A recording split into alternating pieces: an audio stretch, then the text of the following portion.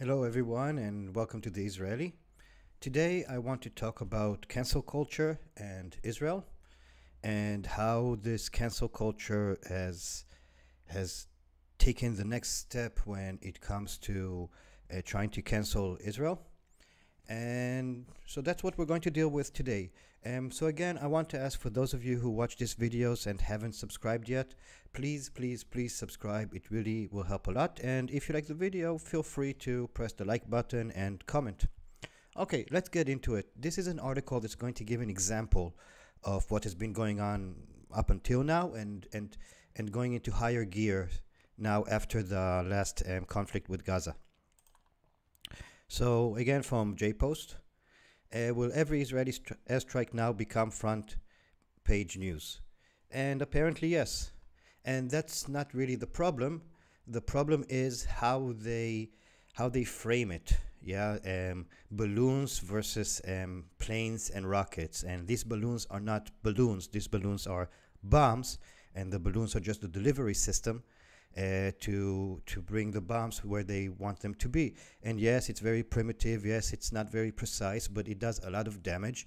And if those balloons were falling in all those anti-Israel, if it was falling in their backyard, they wouldn't be too happy about it either. So let's see. The airstrikes on Tuesday received major coverage on CBS, NBC, CNN, and other channels. Yeah, so this is like a photo of the airstrike. An Israeli airstrike in Gaza received widespread attention in Western media. Normally, an airstrike like this, in response to arson balloons launched from the Gaza Strip on Tuesday, would not be major news, especially since it was not a major airstrike. However, the Gaza war set new ground rules, it appears, for Israeli action. The IDF said on Wednesday early in the morning that over the past day, arson balloons, and they attacked back. The arson balloons were thrown into Israel, and Israel retaliated. The airstrike received major coverage on CBS, NBC, CNN, and other channels. CNN noted why balloons strapped to explosives are the latest flashpoint in Israel-Hamas tensions. The BBC put the airstrike at the top of its homepage for all of Wednesday and into Thursday morning. Israel says it carried out airstrikes in Gaza overnight after Palestinians launched incendiary balloons from the territory, in the first major flare-up since the 11-day conflict last month. The Israeli military said it targeted compounds belonging to Hamas, the militant group that controls Gaza. It appears to be a new pattern. The launch of arson balloons is not new. It has been going for many years. Israel airstrikes in retaliation for this type of offense is not new.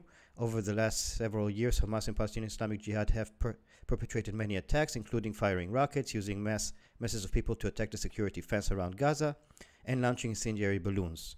This is in addition to the major attacks that began on May 10th and involved more than 4,000 rocket fires. I want to go over this for a second, yeah? Because this is the problem. And this is part of the framing and the building of the cancel culture when it comes to Israel. Because Hamas and the Palestinian Jihad Islam, they perpetrated many attacks, like it said here, firing rockets, protests on the fence, and breaking the fence, going into Israel territory, and launching incendiary balloons. All those things happen more or less all the time, but nobody reports about it. It's out of the people's view. The public doesn't know about it because nobody reports about it. This is why I have a question to AP, whose building got destroyed in the last cycle.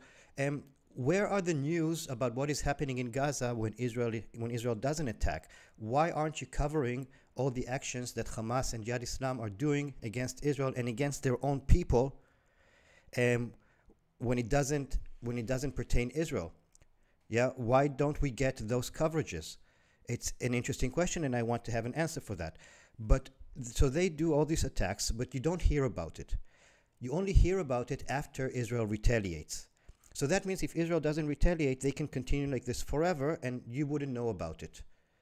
So Israel retaliates, and then everybody wakes up. And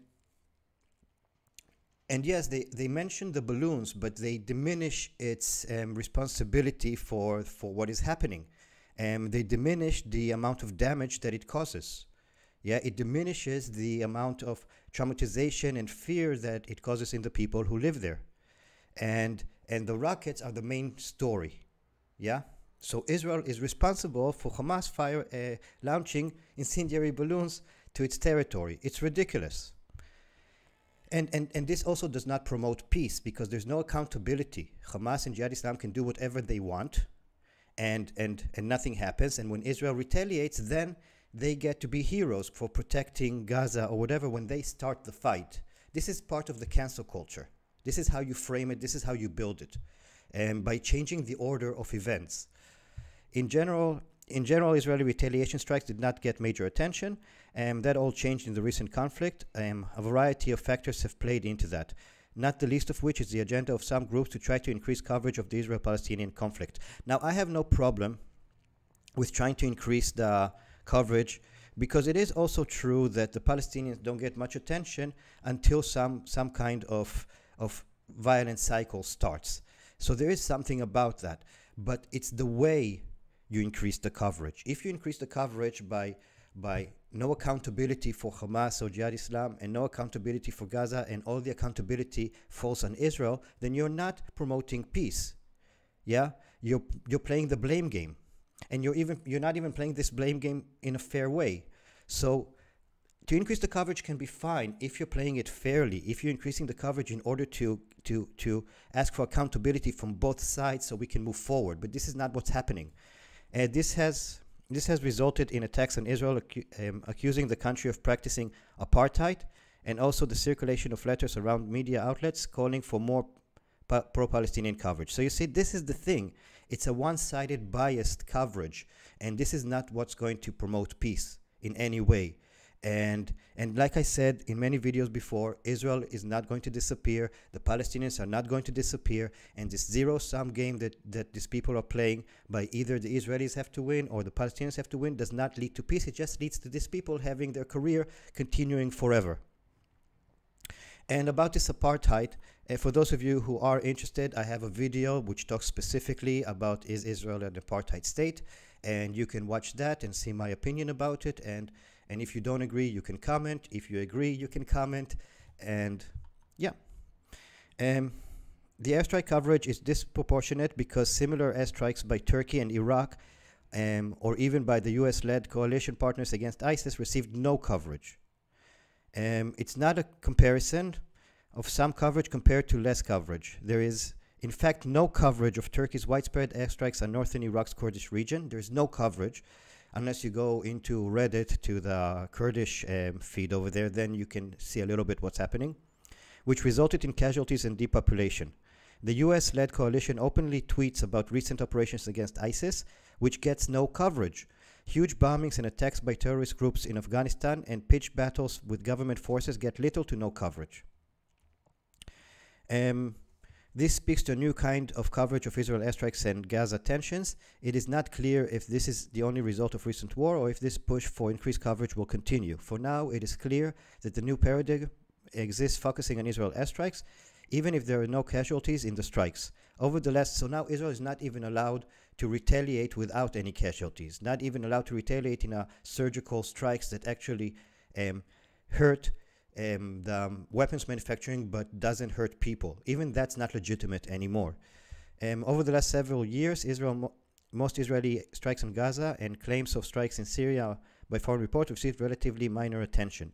Now the spotlight has shifted. It comes with a new Israeli government in office and may affect calculations regarding these strikes. Okay, so again, and this is what you see in social media and everywhere. This is part of the cancel culture. Now, CNN, CBS, NBC, all those news networks that you might have a lot of criticism against them, at least they mention the incendiary balloons and the riots on the fence, and they at least mention it. They don't make it sound as important and as lethal as it is, but they do mention it. But when you go on social media, you see that people show you. People get arrested, people get, argued with, fought with, you see bombs falling and all this, and they don't mention why. So you see some Palestinian or Arab get arrested, and the arrest might be a bit aggressive, because if the person you're trying to arrest resists, in every country it would look aggressive when the policeman is arresting somebody who's trying to resist. But they don't give any context. So even when I see this video, I want to know what the context is. There is no context. You just see somebody gets arrested, and of course the person gets arrested always looks like the victim, especially when you have no context. Or they talk about the Israeli strikes now in Gaza, but they don't mention the incendiary balloons or the riots and the fence at all. They just don't mention it. It just doesn't exist. It's just Israeli decided to bomb Gaza because there's a new government or something of the sorts. Yeah, so every time when there's, and of course every single sneeze that Israel does gets coverage, and always bad coverage, and it's always framed in a very biased way. Now, this will not lead to anything that's kind of peace, and it will only lead Israeli voters more to the right, and Palestinian voters more to the Islamic side of Hamas. That's all it's going to do. It's going to put both parties deep in the extremes. And this will not lead to peace. And if people are for peace, please watch my video about accountability. And there should be accountability on both sides. Israel does have some sort of accountability. Should there be more? Maybe. That's something we can argue about. But we can't argue about it as long as there's zero accountability on the Palestinian side. Zero. So this is not something that right now we can argue about Israel accountability, because Israel does have accountability. We can have an argument about maybe it should have more accountability, but not as long as the Palestinians have zero accountability. We have to balance that stuff out. So again, this is not something new. This has been going on for a long time, and now it's been going into higher gear, where even Israeli retaliations for incendiary balloons where nobody gets hurt is not legitimate anymore, and in social media the incendiary balloons are not mentioned at all. So this is a problem, and this will not lead to anything that's kind of peace or trust that's needed to be between the two people, so we can start having a conversation and a debate of how to move forward.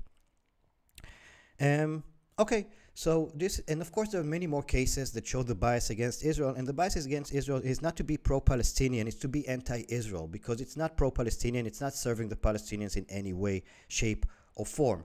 It's just to be anti-Israel, and then you can't say, I have no problem with you being like that, really no, I'm for freedom of speech and opinion, but then you can't say that you're for peace, because you're just a hypocrite and a liar. You can't be anti-Israel and be pro-peace, just like you can't be anti-Palestinian and be pro-peace. It just doesn't work that way. You need to be pro both sides in order to be pro-peace. That's the only way it works. Okay guys, thank you for watching this video again. Those of you who haven't subscribed, please subscribe. Those of you who have subscribed and watched all the way to the end, thank you so much. It means a lot to me. And I'll see you on the next video, and have a great day. Bye.